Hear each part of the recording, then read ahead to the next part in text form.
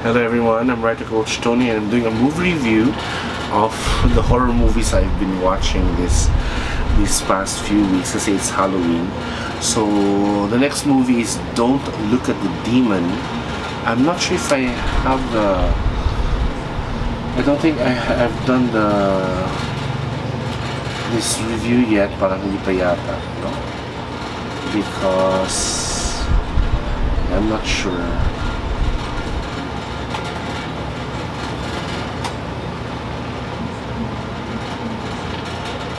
So anyway, Don't Look at the Demon is set in Malaysia, but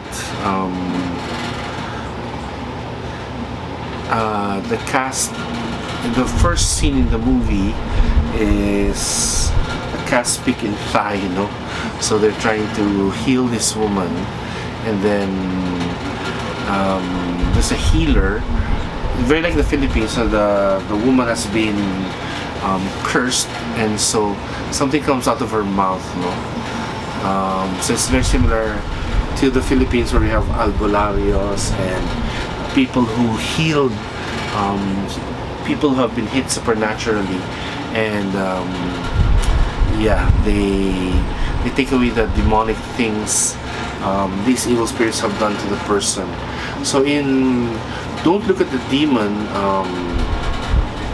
there is a house in Fraser Hill in Bukit Fraser in northern Malaysia, and this couple is asking the help of this ragtag group of like ghost hunters, led by the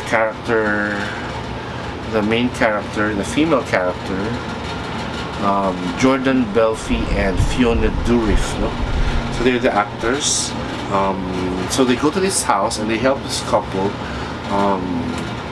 find out what's happening to this couple, because they've been experiencing a lot of paranormal activity and really violent paranormal activity, because in some of the scene of the movie, the woman her head was being banged several times, so it's really a malevolent spirit.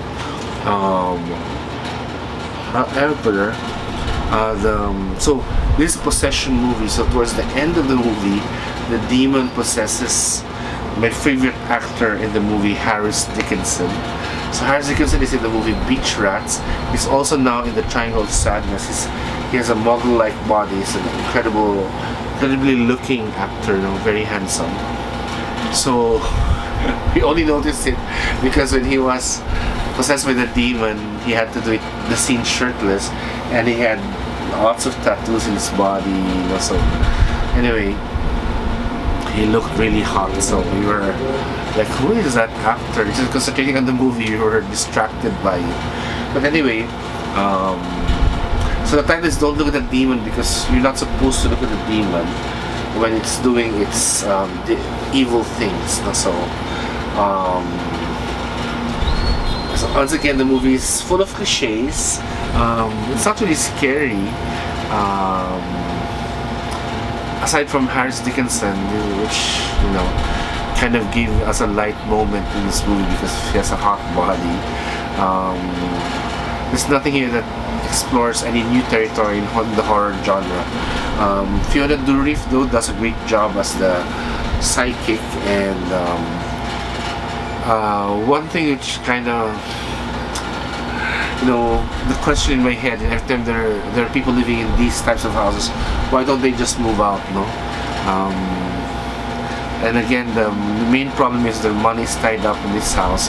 They cannot just leave, So anyway, I think that's a normal problem for these kinds of stories. They get a good house at a good price, at a very, very reasonable price, at a very cheap price sometimes, and to know later on that these houses are possessed by supernatural beings which can cause havoc in your life. So that's basically the premise of the story. In the end, though, the story doesn't have a good ending. There was this monk who helps them, and even the monk is killed in the movie. So yeah, it follows a European style of directing where shit happens, and bad things happen. So, and usually in the end, it's the bad person that wins, which can be irritating.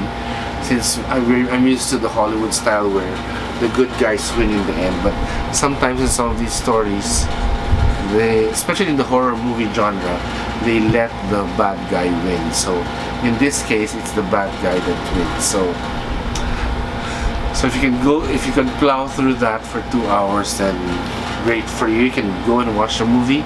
But if not, yeah, you can skip Don't Look at the Demon. You can skip Savannah Haunting. They're full of cliches, and yeah, you might fall asleep when you're watching them because there's nothing really truly scary, which hasn't been done before in a horror movie. So with that, thank you for listening to my movie review. Please also follow me on my Instagram, my Twitter, and my Facebook, and please subscribe to my channel. Bye everyone.